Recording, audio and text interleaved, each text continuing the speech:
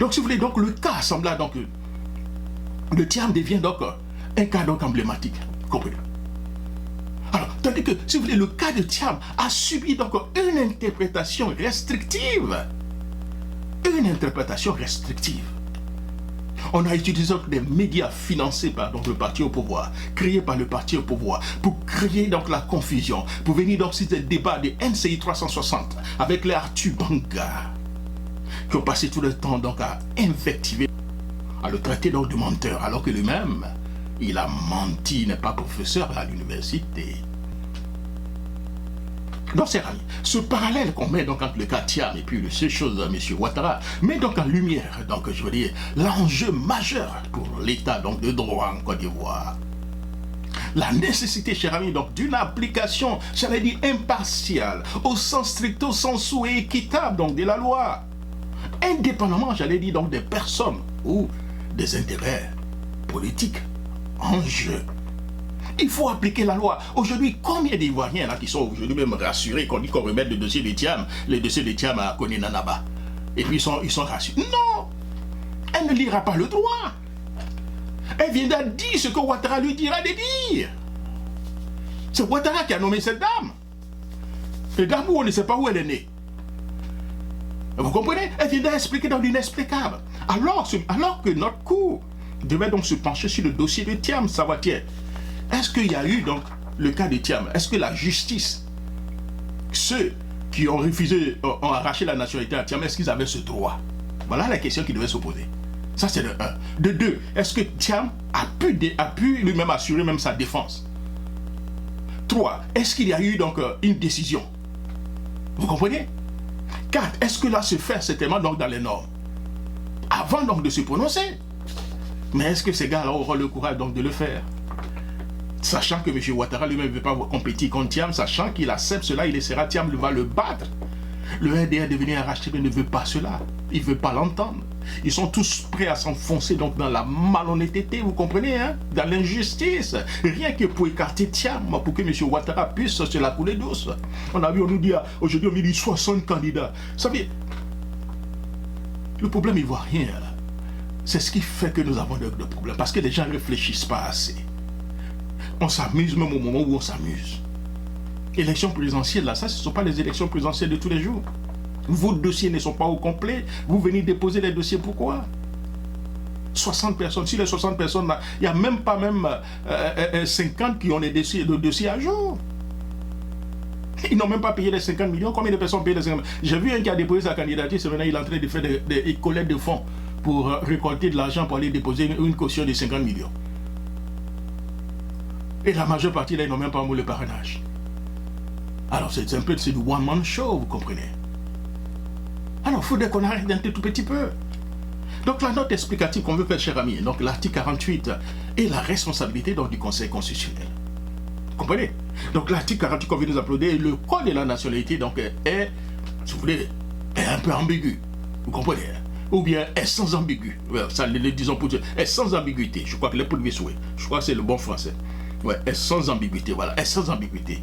Perd donc la nationalité donc ivoirienne, ou bien la nationalité ivoirienne. Tout l'Ivoirien majeur qui acquiert donc la nationalité étrangère, ou qui reconnaît en posséder donc une. Donc cette disposition a pour finalité de protéger, cher ami, je suis d'accord, l'intégrité, voilà, de la citoyenneté ivoirienne, ça nous sommes d'accord, et garantir l'équité, le gentleman de tous devant donc la loi. Et c'est clair. Pourtant, cher ami, deux cas qui illustrent donc l'application donc sélective donc de cette loi. Monsieur Ouattara, il a été donc établi, hein, il a utilisé la nationalité donc au burkinabé pour ses études aux États-Unis. La question donc légitime demeure-t-il? A-t-il formellement, cher ami, renoncé à cette nationalité conformément donc à l'article 48? Si oui, où sont les preuves officielles? Sinon, sur quelle base juridique a-t-il pu, donc, si vous voulez, maintenir donc, dans le jeu politique national, si on veut appliquer donc l'article 48? Le cas de Thiam, il est détenteur d'un certificat de nationalité donc, ivoirienne, validé à plusieurs donc, reprises. Il a pourtant été fait l'objet de contestations systématiques, parfois donc judiciaires, visant donc à lui dénier donc sa nationalité. Une situation qui traduit donc une interprétation donc restrictive. Non, sinon politisée donc de la loi. On a politisé donc dans la loi. On a utilisé des cadres du RDR devenir RHTP, déposer donc des dossiers contre Thiam devant une justice avec des cadres du RDR devenir RHTP qui se sont prononcés sur le cas de Thiam pour dénier à Thiam sa nationalité donc ivoirienne, afin qu'il puisse être exclu de la compétition. C'est une affaire. Dès lors, nous interpellons donc le Conseil constitutionnel. Peut-il donc garantir aux Ivoiriens une application, j'allais dire, uniforme et impartiale de l'article 48? Acceptera-t-il donc de confirmer une jurisprudence à géométrie variable selon donc la personnalité concernée? En tant que gardien de la Constitution, peut-il donc laisser prospérer dans ce double standard qui fragilise, cher ami, donc la crédibilité de nos institutions et nourrit donc une suspicion donc de sur la justice? Il est bien, gentlemen. L'enjeu ici dépasse l'individu, dépasse tout le monde, l'enjeu dépasse Eleanor. L'enjeu aussi dépasse Eugénie. L'enjeu dépasse Henry. L'enjeu donc dépasse ceux qui nous écoutent en ce moment. Donc l'enjeu dépasse tout individu. Il touche, les gentlemen, à la crédibilité même donc, de l'état de droit en Côte d'Ivoire.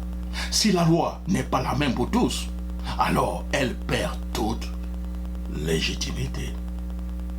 That's really a big deal, ladies and gentlemen.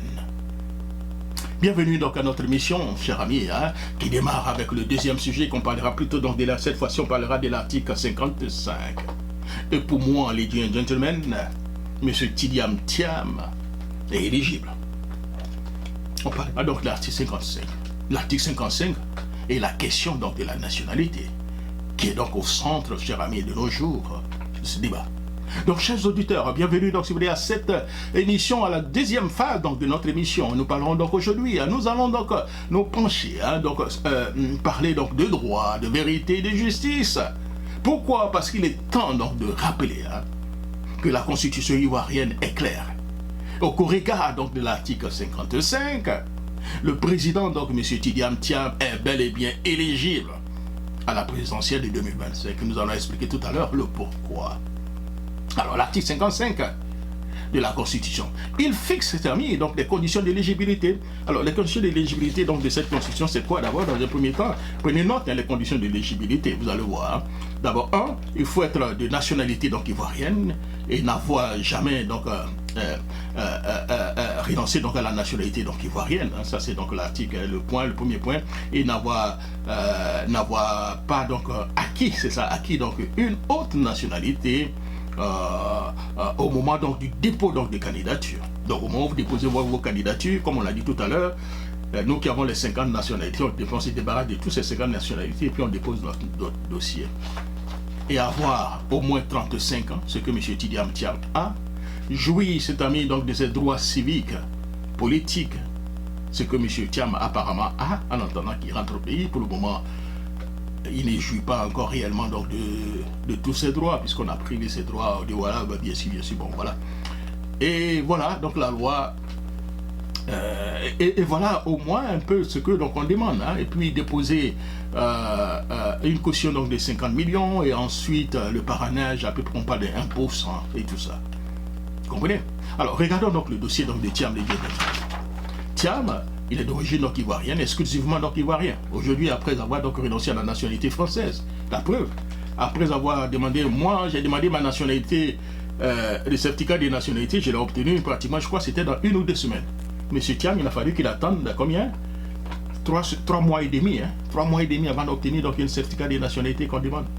Alors, si on me dit que tout cela n'est pas fait, c'est pas donc de la politique, alors c'est quoi? Il attend 3 mois et demi, bien 4 mois même, pour obtenir donc la nationalité. C'était à la veille du dépôt donc du dossier de candidature. Là encore, c'est tellement qu'il y a eu donc une pression. Là encore, peut-être que le championnat ivoirien s'est joué donc au Parc des Princes, ou bien au Yankee Stadium, ou bien peut-être s'est joué donc à Wembley, who knows, ou bien à Bernabeu, who knows. M. Thiam a 63 ans, donc il n'a pas 35 ans. Ok, il est au-dessus donc de la limite. Ok, aucun, certainement, il n'a pas de problème au pays, dans ce pays-là, donc voilà, il n'a pas une moralité douteuse. Il investit donc du PDCI, le plus grand donc, parti historique connu. Le parrainage a été obtenu, M. Thiam a parlé d'un point donc, de 180, 150, 150 000, je ne sais pas, bon, je ne m'en souviens plus, mais c'est au-delà de 100. La caution a été versée de 50 millions, c'est quelque chose qui peut s'acquitter, c'est clair. Tout est en règle. Le Conseil constitutionnel ne pourra pas, Lady Gentlemen, que constater donc ce respect scrupuleux donc, et confirmer donc sa candidature donc, le 13 septembre 2025. Alors on parlera, oui, il faudrait qu'il soit sur la liste électorale. La liste électorale, il était sur la liste électorale, non? Il a été sur la liste électorale depuis donc des années. Et subitement, vous êtes venu enlever son nom avec des procès farfelus, des plaignants farfelus et des juges qu'on a manipulés uniquement pour retirer le nom de quelqu'un. Mais c'est extraordinaire. Je demande si le RDR de venir RHCP, ça nous ferait là, s'ils réfléchissent un peu, quoi. Donc si vous perdez le pouvoir demain, sincèrement, je vais vous dire, avec tout ce que je suis en train de voir, tous ceux qui sont en train de supporter cette mascarade-là, si le RDR perd le pouvoir demain, ces gens-là ne feront plus jamais de la politique dans nos pays-là. Nous allons tout faire pour qu'ils ne fassent plus la politique. Parce que c'est des gens qui ont été malhonnêtes. Malhonnêtes. On ne peut pas permettre à ces malhonnêtes-là de faire encore la politique. Tous ceux qui sont en train donc de cautionner cette injustice, nous ne devons plus permettre à ces personnes de faire la politique demain. It's not really fair. C'est vrai. Allons plus loin, chers amis auditeurs. Parlons donc de la nationalité. Car la nationalité, elle a au cœur donc de ce débat, les dieux de demain. J'en ai parlé un peu plus tôt. La nationalité, comment? C'est donc la fondation de cette nationalité, quoi? C'est donc le fondement juridique qui lie donc un individu à son État. Voilà. C'est le fondement juridique qui lie un individu à son État. Elle garantit donc des droits civiques et politiques, mais aussi la protection donc de l'État. En Côte d'Ivoire, c'est donc le code de nationalité qui fixe, si vous voulez, donc ces règles. Voilà, donc ça c'est clair. Au niveau donc de l'article 48 que j'en ai parlé donc tout à l'heure, les gentlemen, perd sa nationalité, je ne vais pas encore revenir encore dans tout ce que nous avions dit par rapport à comment on perd donc la nationalité au niveau donc de l'article 48. Et donc dans cette situation, M. Thiam remplit donc les règles. Vous comprenez? Pour moi, ce qui veut dire que dans la situation où nous sommes, vous comprenez, les deux choses simples qu'il faut retenir. Si un Ivoirien fait donc la démarche volontaire pour obtenir, pour devenir Ivoirien, donc d'un autre pays, il perd donc automatiquement donc la nationalité. Ça, nous le savons. C'est ce que les tests disent. Vous comprenez? Et si un Ivoirien reconnaît donc officiellement qu'un autre d'une autre nationalité qui détenait donc déjà à sa naissance, il perd automatiquement donc sa nationalité. Théoriquement, c'est ce que les tests disent. Mais la question qui fait s'opposer les gentlemen, vous allez voir comment nous sommes dans ce juridisme abscon. Parce que quand vous discutez avec eux, ils prennent le cas de Tioté. Ah oui, Tioté a fait ceci, il était dans le même cas de Thiam. Vous avez entendu le cas de Tioté là, non? Mais est-ce que vous savez que Tioté est sur la liste électorale? Tioté est sur la liste électorale. Et bien qui sait? On nous dit qu'elle est nationalité française, ses enfants sont français. La dernière fois, j'étais en train de l'écouter, vous savez, c'est des gens, on ne sait pas où ces gens sont là à l'école, sont les derrière l'école. Quand elle parle, elle enfonce, elle-même elle s'enfonce. Je ne sais pas, est-ce que j'ai le nom même de, voilà, de cette, bon, je ne connais même plus son nom. Marie, c'est ça, Mariam, c'est ça, non? Mariam Ibié qui c'est là. Tout cela en nationalité, hein. Alors, imaginez-vous aussi la liste électorale. Des gens qui ont obtenu d'autres nationalités sont sur la liste électorale. Des gens qui sont dans le même cas d'étudiants sont sur la liste électorale. Mais comment vous pouvez expliquer ces incongruités? Et bien qui c'est? Dans le gouvernement, là. Tout le monde vient dire Patrick Achis, c'est maintenant il a renoncé à la nation. On dit oui, comme lui, il est métis, là, lui au moins on peut dire qu'il est français, il est né français. Lui, comme il est métis. Alors l'autre là, comme il est noir, là, non, lui, là, il ne peut pas être français. Lui, il est trop noir. Voilà ce complexe que nous avons donc dans nos Ivoiriens, dans ce pays-là. Vous comprenez? Et quand nous allons continuer certainement à rester, si vous voulez, donc dans cette mentalité, permettez-moi l'expression, donc du petit nègre, ça sera difficile donc d'avancer. Vous comprenez?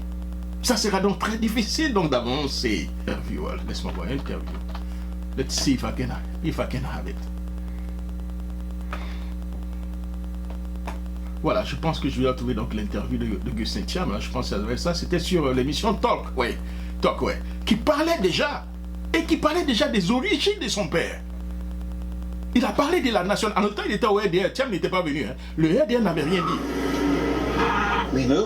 Parce que vous savez, avec ceux-là, une fois qu'ils savent, parfois c'est la malhonnêteté, mais qui ferait de la malhonnêteté. Une fois que tu dis une bêtise qui les arrange, là, c'est bon. Mais quand les bêtises, ça ne les arrange plus, là, automatiquement, ça devient une fausse histoire. Alors que le monsieur a parlé de ça bien avant que Tidiane Thiam n'arrive. Je ne sais pas si je peux retrouver l'élément. C'est comment changer de sujet avec alors, écoutez maintenant. La question de l'identité, et la question identitaire en Côte d'Ivoire est devenue un peu presque tabou. On n'ose même pas en parler parce qu'on sait que c'est un sujet qui fâche. Est-ce que vous, ça vous fâche lorsque certains rappellent à Tidiane Thiam ses origines sénégalaises lorsqu'on évoque sa première candidature? Vous savez, je vous remercie de ma... Et l'interview, là, c'est pratiquement il y a 6 ans, 16 ans, hein, 6 ans, avant que M. Tidiane Thiam vienne en Côte d'Ivoire pour, qu'il soit même le président du PDC. C'était donc avant qu'il n'arrive. Écoutons-le, c'est son frère, Augustin Thiam, qui est donc au RDR, gouverneur donc, du district autonome donc, de Yamoussoukro, RDR, et frère aîné de Tidiane Thiam qui parle, qui répond à cette question. Écoutons-le. Venez sur ce sujet-là. J'ai passé le bac en 1973. Et à l'époque, quand on passait le bac sous Fouimoni, quand on était admis au mois de juin, on faisait une préparation militaire de 45 jours. On était appelé sous les drapeaux. J'ai été appelé sous les drapeaux. J'ai fait ma préparation militaire à Akwedo. Je ne crois pas que la Côte d'Ivoire appelle sous les drapeaux des étrangers. Et si la Côte d'Ivoire m'a appelé sous tous les drapeaux pour faire mon service militaire, c'est que la Côte d'Ivoire estime que je suis assez ivoirien pour pouvoir mourir pour la Côte d'Ivoire. Donc je ne peux pas être assez ivoirien pour mourir pour la Côte d'Ivoire et ne pas être assez ivoirien pour vivre pour la Côte d'Ivoire. Ça vous fâche donc? Non, pas du tout. J'essaie de m'expliquer. C'est ma façon de parler. Ensuite, mon père arrive ici en 1946. Mon père n'a jamais eu administrativement, mon père n'a jamais été sénégalais. Quand papa débarque en Côte d'Ivoire en 1946, il est citoyen français. Le Sénégal n'existe pas encore.